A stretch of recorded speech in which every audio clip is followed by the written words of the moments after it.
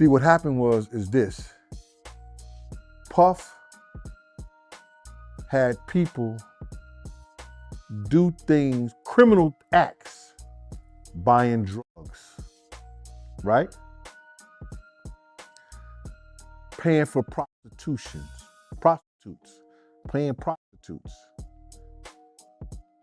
paying for prostitution. Diddy's security guard is back, and this time, he's not holding back. Gene Deal's shocking confessions about Diddy's hotel stays are disturbing to say the least. We're not just talking about celebrity parties or lavish getaways. What Gene described sounds like something out of a crime documentary.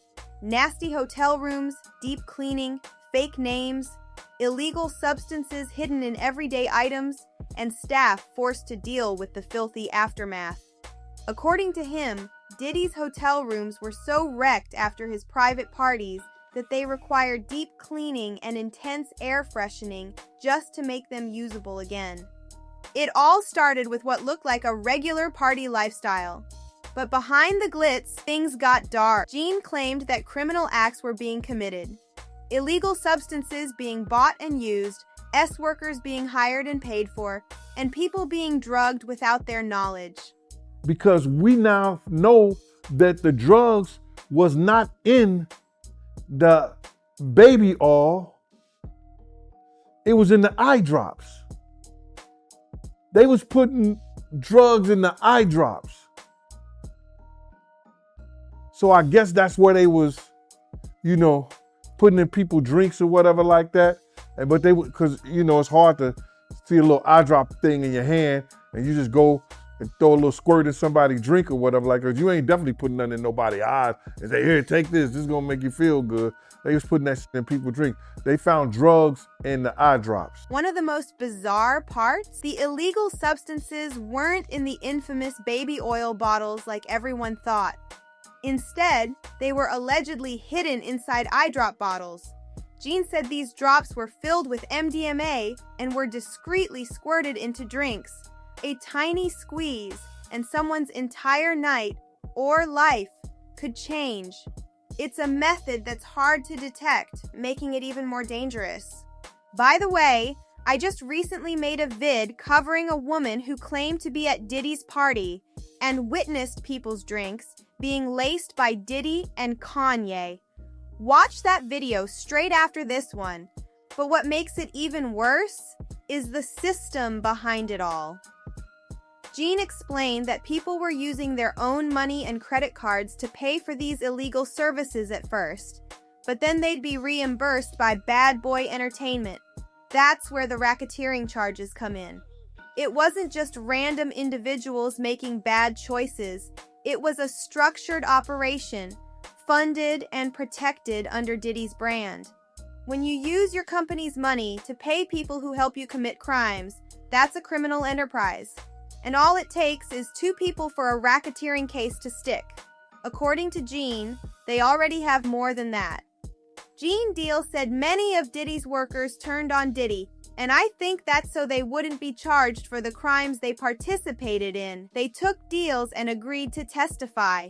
One of the key moments came when an employee admitted to buying illegal substances for Diddy, paying out of his own pocket, and getting reimbursed by the label.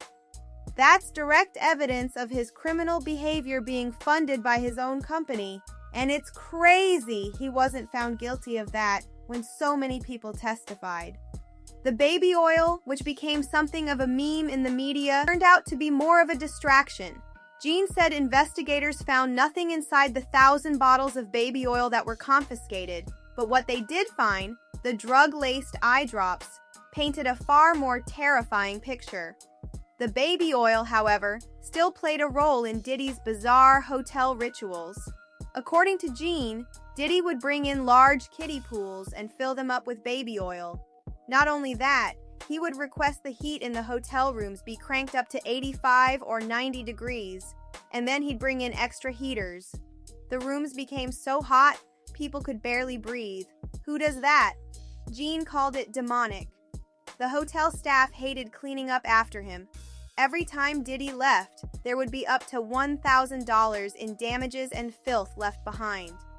It wasn't just messy, it was disgusting. But it wasn't just about one man's wild lifestyle. According to Gene, these weren't isolated events. These were coordinated freak-offs, often set up not just for Diddy, but for others as well. It only takes two, bruh. And they got more than two already. And that's why, and I'm sorry about that, man. That's why you got those people that took those deals. They got his own people testifying against him now. Did you buy drugs? Yes. Who did you buy drugs for? Mr. Combs. What did you buy drugs with? My money. How would you reimburse for your money or whatever like that? Through Bad Boy Entertainment. The freak-offs weren't even always run under Diddy's name. Fake names were used to book rooms, but hotel staff figured out the truth. And it wasn't always Cassie either. There were other people involved, women brought in and allegedly drugged. Gene claimed that one of Diddy's assistants was responsible for managing and approving these freak-offs. When Diddy wasn't directly involved, the assistant had to sign off. That shows a level of organization and points to something deeper than just bad behavior. It points to a well-oiled criminal machine. What's even more disturbing is the emotional and psychological control Diddy allegedly had over his staff. A psychologist testified in court to explain this, painting a picture of deep manipulation. Without ever speaking to Cassie directly, she spoke about how victims can start to sympathize with and even love their abuser, a concept known as Stockholm Syndrome. The courtroom heard how Diddy's assistants and employees viewed him not just as a boss, but as a godlike figure. One assistant even said, "To me, Diddy was God. He showed me the world." That kind of worship didn't come from nowhere. It came from control, financial, mental, and emotional. One of the assistants reportedly left after witnessing Cassie being beaten. That was the breaking point. This wasn't just a toxic work environment. This was something that left people mentally broken. The psychologist told the jury that this kind of manipulation is how Diddy kept people around him in line, through fear, power, and money, and it worked for years. More testimonies confirmed what Gene had been saying. Multiple assistants admitted they had paid for workers and illegal substances, using their own funds, and were then reimbursed through the label. Two of them, George and Roger Bonds, were given immunity in exchange for telling the truth. That's huge. Immunity deals mean they can speak freely without fear of prosecution, and they did just that. Their statements backed up everything prosecutors needed to prove the existence of a criminal enterprise, a company being used to pay for illegal activity, and employees acting under the direction of one man, Sean Diddy Combs. The government isn't stopping there. According to Gene, Diddy has hired multiple lawyers, some of whom were former Department of Justice officials. But Gene believes it won't help. He said, "Save your money. Take the time and try to come back out and do something with your life." That's how confident he is that this case is going to stick. And honestly, with the amount of testimony, evidence, and witness deals in place, it's hard to argue with him. Federal trafficking charges don't require 20 witnesses, they just need one. And this case has more than one. Cassie's claims, other women's testimonies, the hotel staff's reports, and the employees who confirmed they were paying for services, it's all stacking up.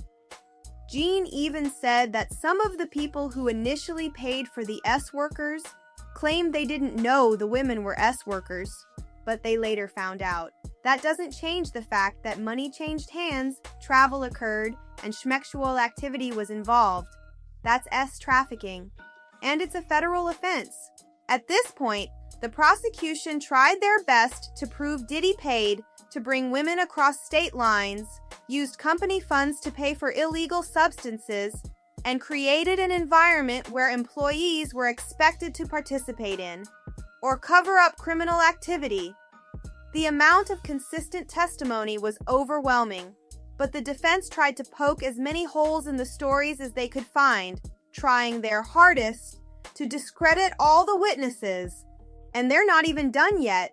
Gene Deal said prosecutors had so much evidence to present, and people are disappointed that some charges were dropped against Diddy, cause it seems so clear that he's guilty. But this story isn't slowing down. It's just heating up as we await Diddy's sentencing. Whether you believe Diddy is guilty or not, it's becoming clear the people closest to him are no longer willing to protect him. They're talking, they're testifying, and they're painting a very dark picture.